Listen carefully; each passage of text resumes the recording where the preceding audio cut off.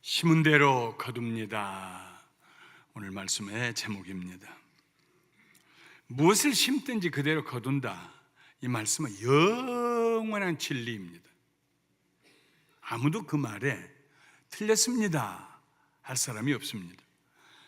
농부가 아무것도 심지 않고 추수를 기대한다면 그 사람은 게으른 사람입니다. 농부가 나쁜 씨를 뿌린 후에 좋은 열매를 기대한다면 그는 정직한 사람이 아닙니다. 사람이 무엇으로 심든지 심은 대로 거두게 됩니다.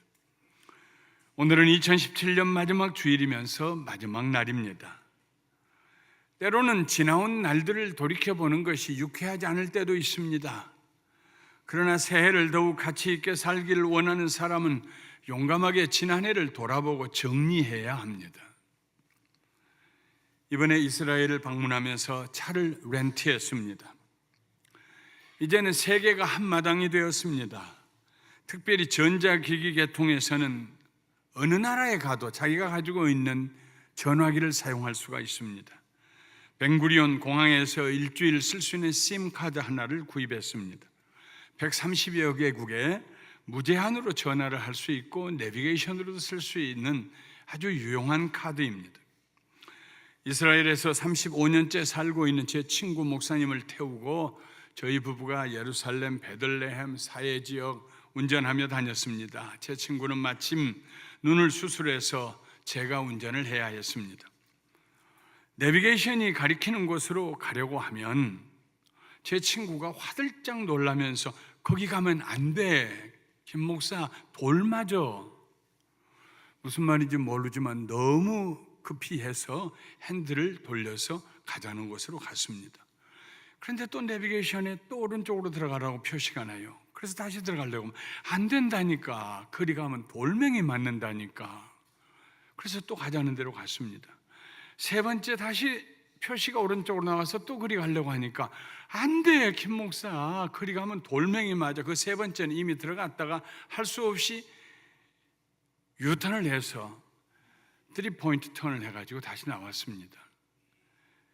이상했습니다. 왜 그 길로 가면 돌멩이 맞아? 그게 무슨 말이야? 제 친구가 저에게 왜 돌멩이 맞느냐에 대해서 설명을 해주었습니다. 야셀 아라파트는 지금은 세상을 떠났습니다마는 팔레스타인 자치정부의 초대 수반이었던 분입니다. 1996년부터 2004년까지. 그는 여러 아랍 국가에서 받은 돈으로 젊은이들에게 좋지 않는 씨를 뿌렸습니다. 이스라엘에 관광객들이 들어오면 이스라엘만 잘 살게 된다. 지금도 이스라엘의 총 수입의 3분의 1이 관광 수입입니다. 그러므로 관광객들이 들어오지 못하도록 관광버스에다가 돌을 던져라 하고 시켰습니다. 관광버스에 돌을 던지는 학생들에게는, 청년들에게는 $50씩 상금을 준다고 그랬습니다. 그 일이 얼마나 오랫동안 지속되었는지 모릅니다. 그러나 그때 이후로 팔레스타인 지역에 들어가면, 외국인이 들어가거나 관광버스가 들어가면 지금도 돌이 날라온다고 했습니다. 그 결과 성지순례를 온 관광객들은 팔레스타인 지역에 들어가지 않습니다. 결국 손해를 본 사람은 팔레스타인 사람들이 되었습니다. 그들의 지역에도 좋은 유적지들이 많이 있습니다. 야곱의 우물이 있는 세겜, 에발산과 그리심산이 있는 세겜도 좋은 유적지이고요, 베델도 좋은 유적지이고요, 헤브론도 좋은 유적지이고 여리고도 좋은 유적지입니다. 그러나 거기는 아무도 가지 않습니다. 지도자가 한번 잘못된 씨를 뿌리고 나니 수십 년이 지난 지금도 자기 백성들만 피해를 보고 있습니다. 제 전화의 내비게이션은 그 역사적 배경을 잘 모르기 때문에 자꾸만 팔레스타인 지역으로 저를 인도해 가려고 했던 것입니다. 그런가 하면 저와 제 아내가 머물렀던 갈릴리 호숫가에 노프 기노살이라고 하는 기부츠 호텔이 있습니다. 이 호텔 주변에 있는 기부츠, 이스라엘의 정착촌입니다. 초기 정착자들이 좋은 씨를 뿌렸던 열매입니다. 기노살이라고 하는 사람이 자기 가정을 이끌고 1834년에 우크라이나에서 조상의 거룩한 땅 홀리랜드를 찾아와서 정착했습니다. 갈릴리 호수 서편 가버나움 가까운 곳, 가버나움의 바로 아래 그 호수변에다가 정착을 했습니다. 이스라엘이 독립을 선포한 때가 1948년입니다. 그러니까 이 기노살 가정이 이 홀리랜드를 찾아와 정착한 때는 그때로부터도 114년 전입니다. 그들은 아랍 사람들의 많은 핍박을 받았습니다. 그래도 포기하지 않았습니다. 가족 중에 한 사람이 아랍 사람들에 의해서 살해를 당하기도 했습니다. 그래도 포기하지 않았습니다. 아랍 사람들과 좋은 관계를 맺으면서 거기에 있는 땅들을 구입했습니다. 2,000에이커의 땅을 구입하고 거기에다가 과목을 심어서 거기서 나오는 과일이 얼마나 좋은지 전량이 유럽으로 수출이 되고 지금도 젖소를 300마리를 기르고 있었습니다. 우리가 머물렀던 호텔은 1964년 이스라엘에서 최초로 세워진 기부츠 호텔입니다. 쉽게 예약하기도 어려운 호텔입니다. 제가 보기에는 방들도 수백 개 있는 것 같아요. 농부들은 씨를 심을 때 먼저 토양을 분석합니다. 포도는 물이 잘 빠지고 깊은 곳까지 토양이 부드러운 곳이어야 합니다. 그러나 물이 너무 잘 빠지는 곳에서는 사과나무가 잘 자라지 못합니다. 지혜로운 농부는 토양에 맞는 품종의 나무를 심습니다. 씨앗을 선택하는 것도 중요하지만 심는 시기도 중요합니다. 가을에 뿌려야 할 씨가 있고 이른 봄에 뿌려야 할 씨가 있습니다. 아무렇게나 씨를 선택하고 아무데나 아무 시절이나 대충 뿌리면은 그해 그 농부의 농사는 망치고 말 것입니다.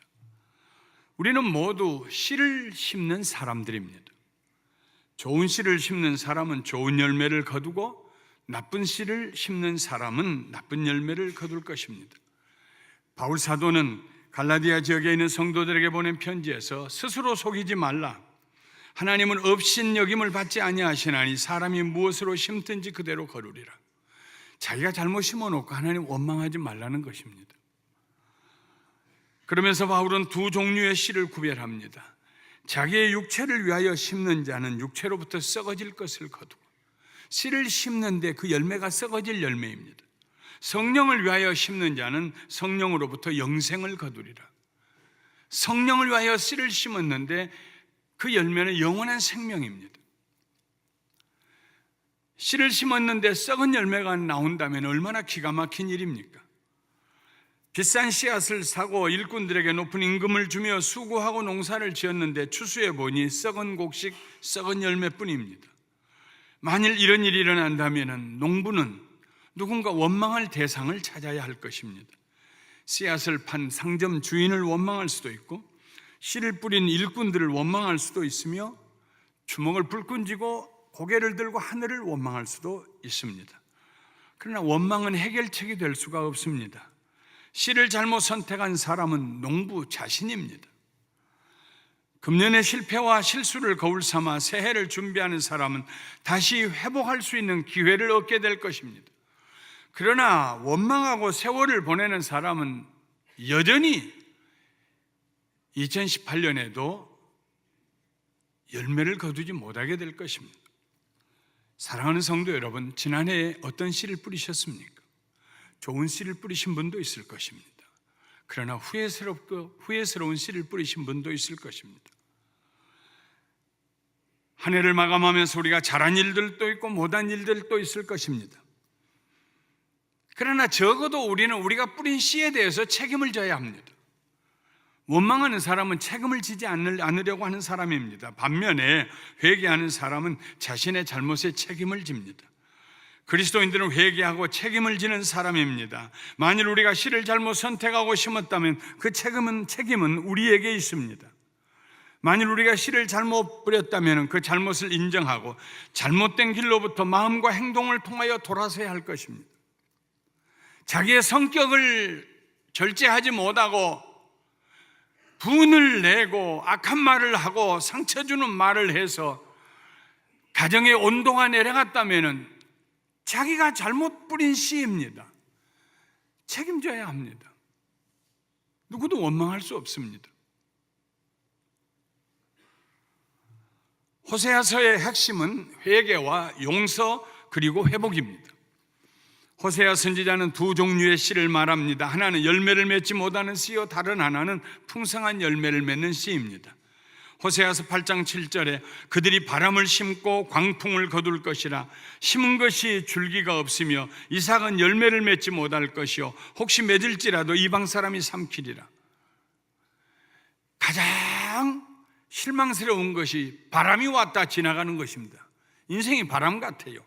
바람을 심었더니 미친 바람이 생겨났어요.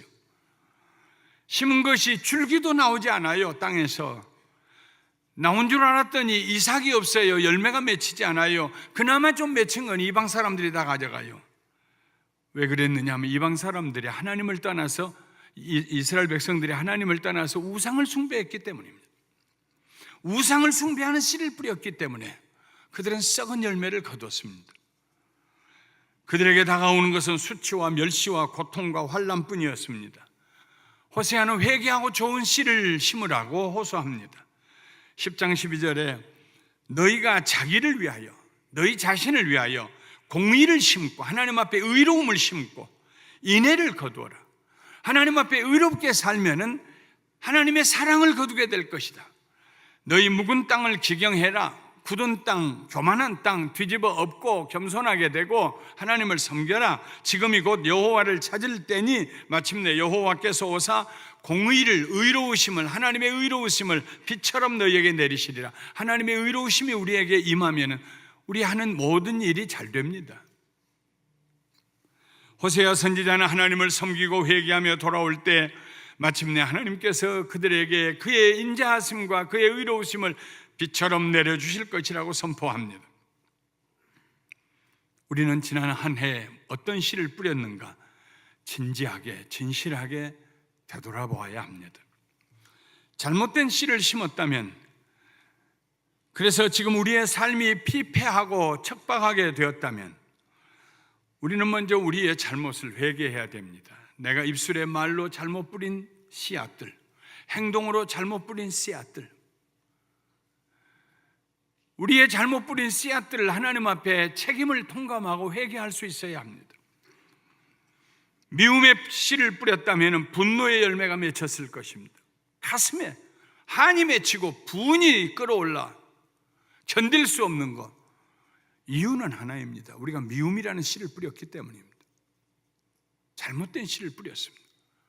그 문제를 회개하지 않으면 우리는 분노에서 자유할 수가 없습니다.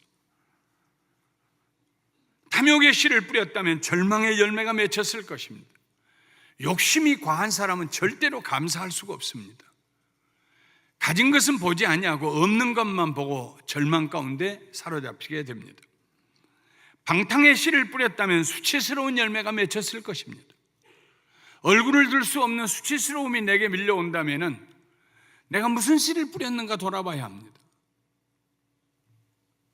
거짓과 위선의 열매를 뿌렸다, 씨를 뿌렸다면 신용불량의 열매를 거두었을 것입니다. 적당하게 게으른 삶을 살았다면 가난의 열매를 거두었을 것입니다. 우리 나름대로 한 해를 수고하고 살았는데 돌이켜보니 아무 열매도 맺히지 않았다면 이보다 더 불행한 일이 없을 것입니다. 그러나 기독교인들은 운명론자가 아닙니다. 그렇게 될 수밖에 없어서 나는 그런 씨를 뿌릴 수밖에 없었고 나는 썩은 열매를 거둘 수밖에 없어서 운명이 그렇게 돼 있어. 기독교인들은 운명론자가 아닙니다. 그렇게 되도록 결정되어 있어. 결정론자들도 아닙니다. 한 번 씨를 잘못 심었으니 다시는 회복할 기회가 없을 것이라고 세상 사람들은 포기하지만 예수의 사람들은 절대로 포기하지 않습니다. 씨를 잘못 뿌렸다는 사실을 깨달았으면 회개하고 그 시간부터 다시 좋은 씨를 뿌려야 합니다. 바울 사도는 이 사실을 강조하고 있습니다. 사람이 무엇으로 심든지 해서 심는다는 동사는 한 번 심고 끝나는 아오리스트 동사가 아닙니다. 계속해서 심는 현재 진행형입니다. 사람으로 무엇을 계속해서 심든지 그 말입니다. 금년 초에 내가 씨 한 번 잘못 심어가지고 이렇게 어렵구만. 그리스도인들은 그런 말 하지 않습니다. 그때 내가 잘못 씨를 심었더라도 회개하고 지금 계속 좋은 씨를 심으면 됩니다.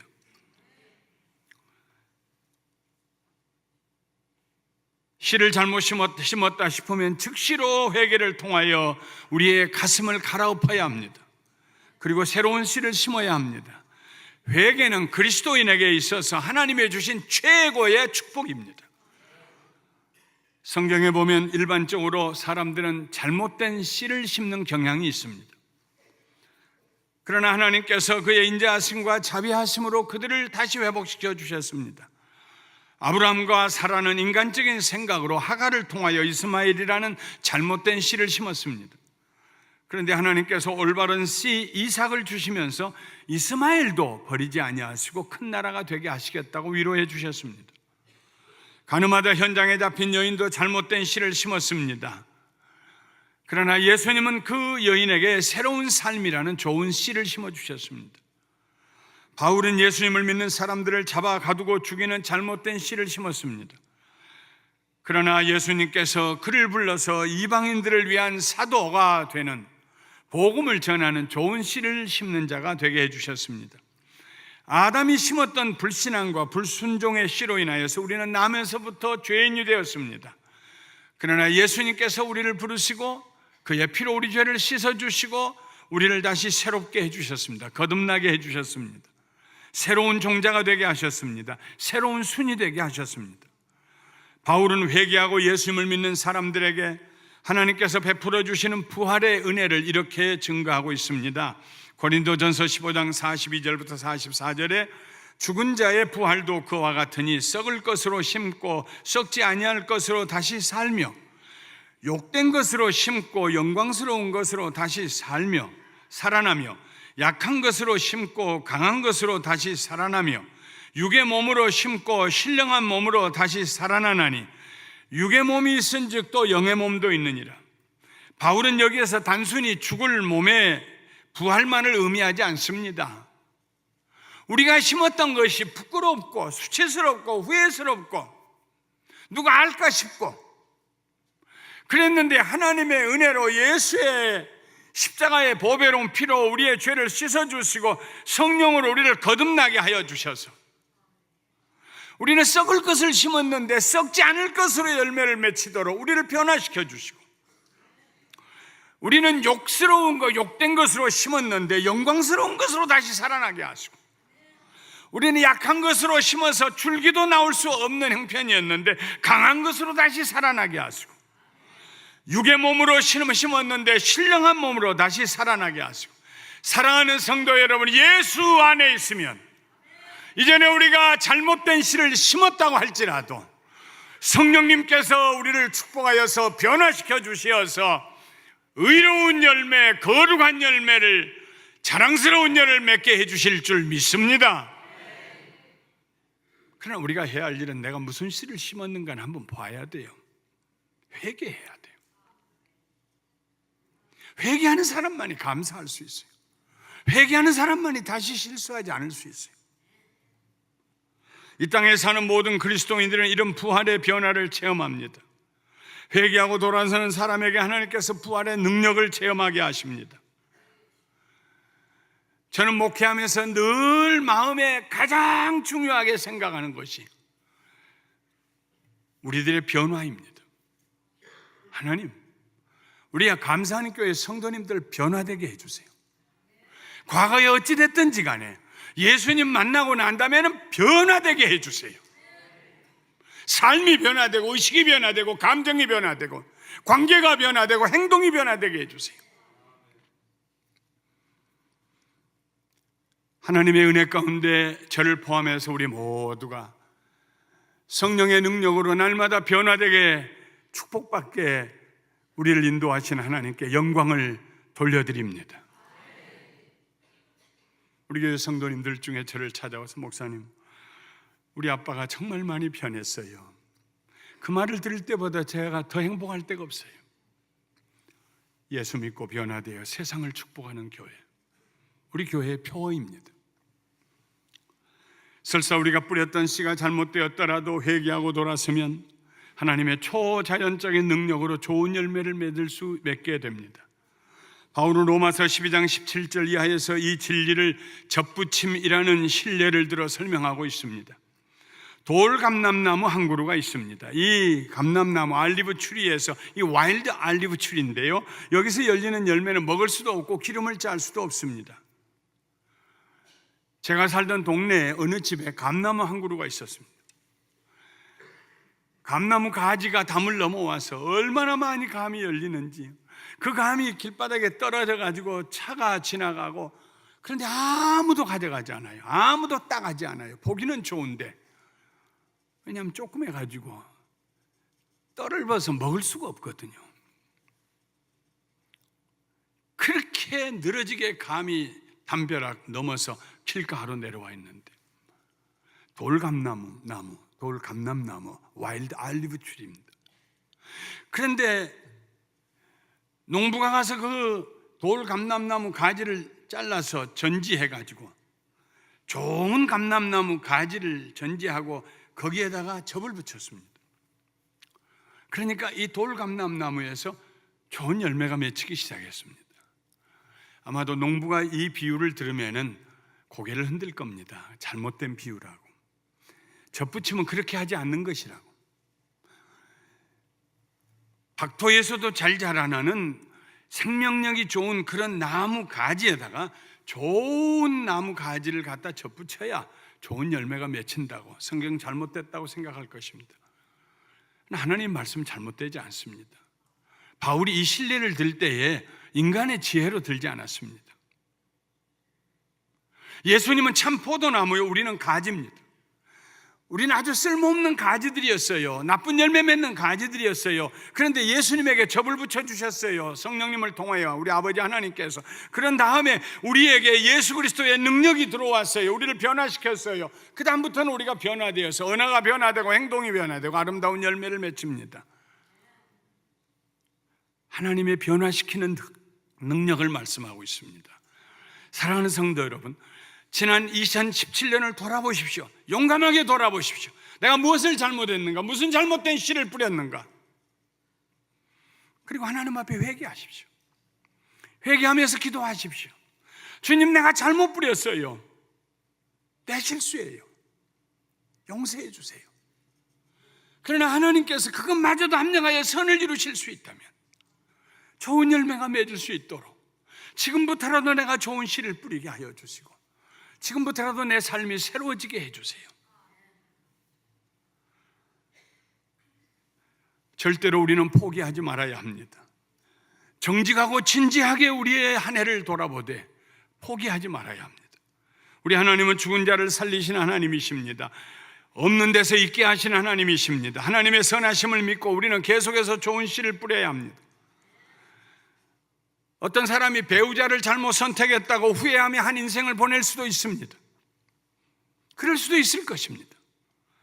그러나 그리스도인들은 포기하지 않냐고 계속해서 그 결혼 생활을 향하여서 좋은 씨를 심습니다. 그러면 때가 이를 때에 좋은 열매를 거두게 될 것입니다. 남편이 변화되고 아내가 변화될 것입니다. 자녀들을 향하여 좋은 씨를 계속 심어야 합니다. 포기하지 말아야 합니다. 변화될 것입니다. 수많은 믿음의 선배들이 그 일을 증언하고 있습니다. 바울도 고린도전서 7장 12절부터 14절에 그렇게 권면하고 있습니다. 만일 어떤 형제에게 믿지 아니하는 아내가 있어 남편과 함께 살기를 좋아하거든 그를 버리지 말라. 어떤 여자에게 믿지 아니하는 남편이 있어 아내와 함께 살기를 좋아하거든 그 남편을 버리지 말라. 믿지 아니하는 남편이 아내로 말미암아 거룩하게 되고 믿지 아니하는 아내가 남편으로 말미암아 거룩하게 되나니 그렇지 아니하면 너희 자녀도 깨끗하지 못하니라. 그러나 이제 거룩하니라.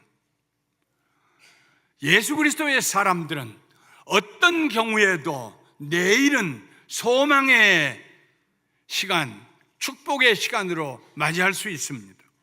기도하시고 여러분의 현재를 축복의 미래로 바꿔 가시기를 주님의 이름으로 축원합니다. 우리가 씨앗을 잘못 심었다면 회개하고 하나님의 인자하심을 구해야 합니다. 변화시키시고 새롭게 하신 하나님의 능력을 간구해야 됩니다. 그리고 계속해서 좋은 씨를 심어야 합니다. 바울은 말합니다. 자기의 육체를 위하여 심는 자는 육체로부터 썩어질 것을 거두고 성령을 위하여 심는 자는 성령으로부터 영생을 거두리라. 썩을 곡식을 위하여 씨를 심는 사람이 누가 있겠습니까? 영원한 생명을 위하여 씨를 심어야 합니다.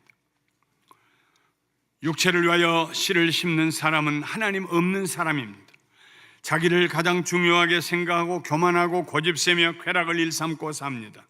이런 사람의 삶에는 썩어질 열매만 맺힙니다. 그러나 성령을 위하여 성령과 동행하며 사는 사람은 하나님의 영광을 위하여 살게 됩니다. 이런 사람은 성령으로부터 영원한 생명을 선물로 받게 될 것입니다. 내일 모레 화요일 새벽부터 다니엘 새벽기도 후반부가 시작이 됩니다.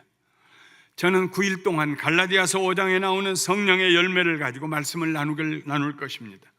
거기에는 우리가 계속해서 2018년 동안 계속해서 심어야 할 좋은 씨앗 9개가 있습니다. 다니엘 새벽기도에 나오십시오. 그리고 좋은 씨앗을 심는 2018년이 되시기를 주님의 이름으로 축원합니다. 축원합니다. 축원합니다.